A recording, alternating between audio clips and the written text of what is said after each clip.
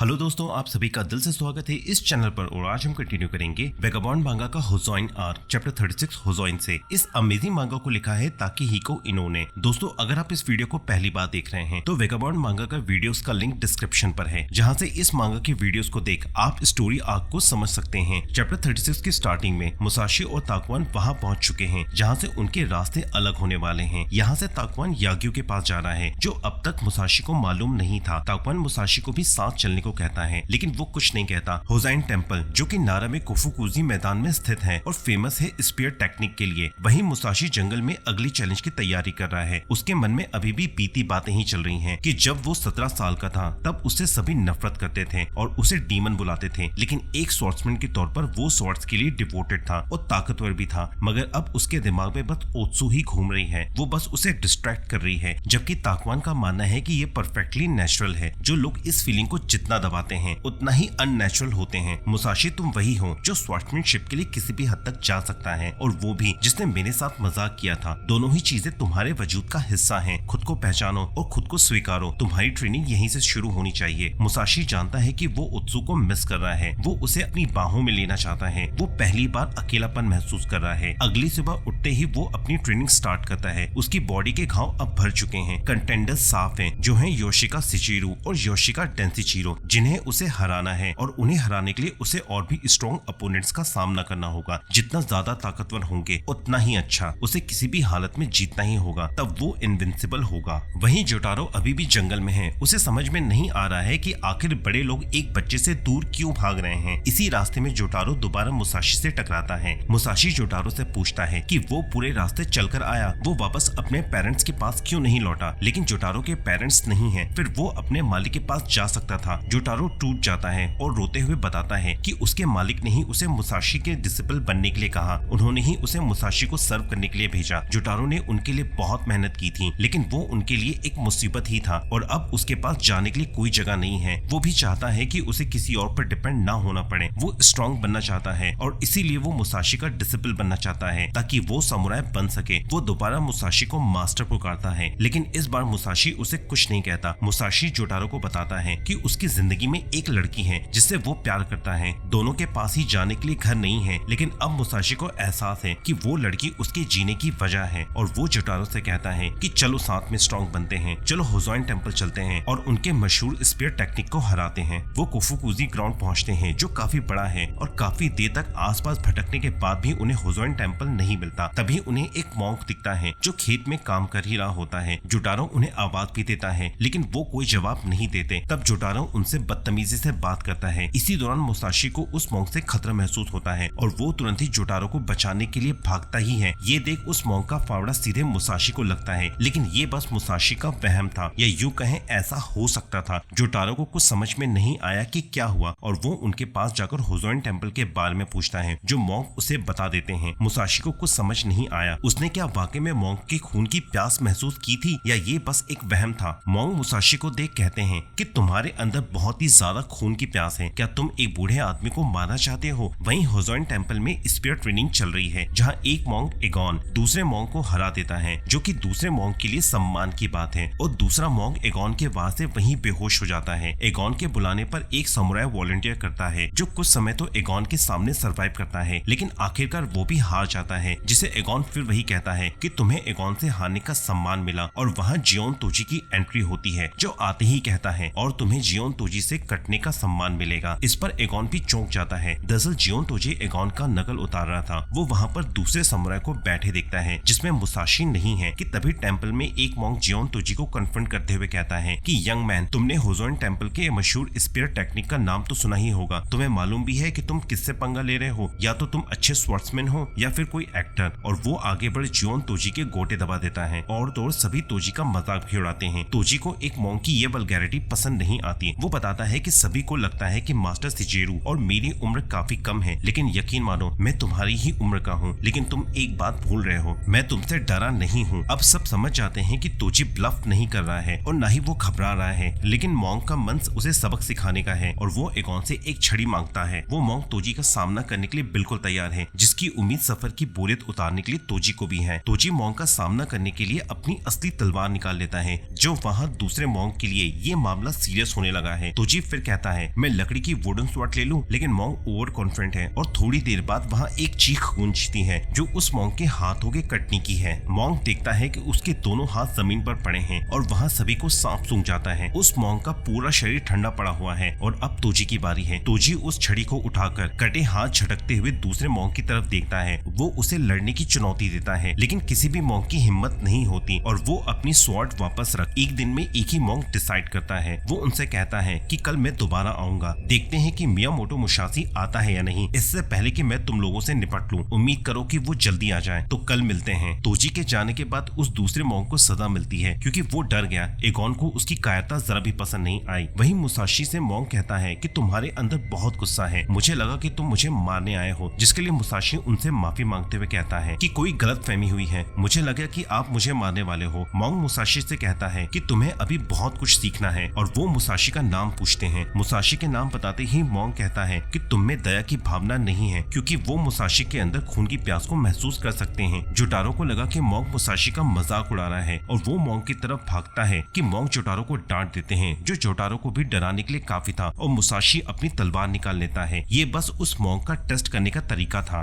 वो कहता है देखा तो तुम इस तरह से मुझसे पेश आए, क्या अब तुम्हें समझ आया? तुम्हारी खून की प्यास में कोई दया नहीं है। तुम्हें क्या लगा मैं तुम्हें इस फावड़े से मारूंगा? तुम्हारी इस भावना के सामने मैं या कोई भी बस एक आईना है। क्या अब तुम्हें समझ में आया? अब तक तुमने कितनों की जान ली है। अपनी जिंदगी में तुमने बहुत से दुश्मनों का सामना किया होगा, मगर तुम्हें ये समझना होगा कि कोई तब तक तुम्हारा दुश्मन नहीं है जब तक तुम उन्हें ना उकसाओ। तुम्हारी यही भावना उन्हें तुम्हारा दुश्मन बनाती है। तुम और कितनों की जान लोगे, ये ताकत नहीं है, ये घिनौना और दयनीय है। मॉन्ग की यही बातें मुसाशी की आंखें खोल देती है। जोटारो के छोटे से दिमाग में मॉन्ग की बात नहीं जाती। उन्हें तो बस होजोइन टेम्पल का रास्ता बता देना चाहिए था। जोटारो तो बस मुसाशी के लड़ने का वेट ही कर रहा था। तभी जोटारो को सड़क किनारे टेम्पल के लिए डायरेक्शन दिखता है और वो एक्साइटेड भी है, लेकिन मुसाशी वापस मॉन्ग के पास रह जाता है। उसे मॉन्ग की ट्रू स्ट्रेंथ की बात समझ में नहीं आई। वो जानना चाहता है कि उनके ऐसा कहने का मतलब क्या था। वहीं होजोइन टेम्पल में जियोन तोजी से लड़ाई में घायल मॉन्ग बताता है कि तोजी का हमला पल भर का था। उसे लगा कि उसका भाला तोजी की गर्दन पर है, लेकिन एक ही पल में उसके दोनों हाथ हवा में थे और उसके बाद उसे कुछ याद नहीं। उसने तो स्वॉर्ड के हमले को देखा भी नहीं। एगॉन ने कहा है कि वो तोजी को देख लेगा। ये सभी बातें वो इंशन होजाइन को बता रहा है। तोजी का लेवल जानकर इंशन खुद भी तोजी से लड़ने के लिए एक्साइटेड है। वहीं मुसाशी और जोटारो उस खेत वाले मॉन्ग के घर पर हैं, जहां वो दोनों को ही डिनर ऑफर करता है। मुसाशी अभी भी मॉन्ग से ट्रू स्ट्रेंथ का मीनिंग जानना चाहता है। मॉन्ग पूछता है कि क्या तुम्हें लगता है कि तुम स्ट्रांग हो, लेकिन मुसाशी कोई जवाब नहीं देता। मॉन्ग के उसे गौर से देखने पर मुसाशी कहता है मुझे नहीं पता कि मैं कितना स्ट्रांग हूँ। मैं खुद को स्ट्रांग महसूस भी करता हूँ, लेकिन कई और भी हैं जो मुझसे ज्यादा स्ट्रांग हैं। मॉन्ग कहते हैं कि ट्रू स्ट्रेंथ का मतलब तुम तभी समझ सकते हो जब तुम ट्रूली स्ट्रांग होगे। मुसाशी को उनकी पहलियां समझ में नहीं आती। वो फिर कहते हैं जब तक तुम अपनी संकरे से जीवन में रहोगे तब तक तुम नहीं जान पाओगे। मुसाशी फिर ठगा सा महसूस करता है। मॉन्ग फिर कहते हैं जब तक तुम समंदर में तैर रहे हो तुम नहीं समझ सकते कि समंदर कितना विशाल है। इस बार मुसाशी चढ़ जाता है। वो कहता है कि अगर मैं स्ट्रांग नहीं हूँ तो कोई नहीं, मैं स्टेप बाय स्टेप काम करूंगा, एक के बाद एक स्ट्रांग अपोनेंट्स को हराता जाऊंगा। मैं 3 स्टेप एक बार में ही लूंगा। मुझे स्ट्रांग अपोनेंट से लड़ना ही होगा। उसकी बात सुन मॉन्ग अंदर से ड्रिंक लेकर मुसाशी को ड्रिंक ऑफर करते हैं। एक मॉन्ग का शराब पीना मुसाशी को समझ में नहीं आता, जिस पर मॉन्ग कहते हैं इसमें गलती क्या है। वहीं होजोइन टेम्पल में एगॉन और इंशुन की ट्रेनिंग शुरू हो जाती है, जहाँ एगॉन कहते हैं कि जियोन तोजी में कुछ तो बात थी। वो कयोटो से लग रहा था। उसने कहा था कि वो मुसाशी के लिए दोबारा लौटेगा। वो इंशन को बताते हैं कि एक रूमर सुनने में आया है कि किसी ने योशिका स्कूल को अकेले ही खुली चुनौती दी और वो योशिका डेंसिचिरो की बराबरी में खड़ा हुआ। वो लोग कह रहे थे कि उसका नाम मियामोटो मुसाशी है और उनकी लड़ाई में दोनों ही एक दूसरे के बराबर साबित हुए। इंशन समझ जाता है कि जियोन तोजी योशिका स्कूल का असैसिन है। वो जब छोटा था तो एक बार योशिका कैंपो भी होजोइन टेम्पल में आए थे, जिनके साथ उनका बड़ा बेटा योशिका शिजिरो भी था। इंशुन तब छोटा था। उस समय उसे समझ में आया कि अकेला इंशुन ही खास नहीं है, योशिका शिजिरो भी खास है। अब इंशुन का एक्साइटमेंट और भी बढ़ गया है उसके लिए, जिसने न सिर्फ योशिका डेंसिचिरो को टक्कर दी बल्कि योशिका स्कूल के लिए एक असैसिन भी बनाया। वहीं मुसाशी और मॉन्ग नशे में बच्चों जैसे बहस कर रहे हैं।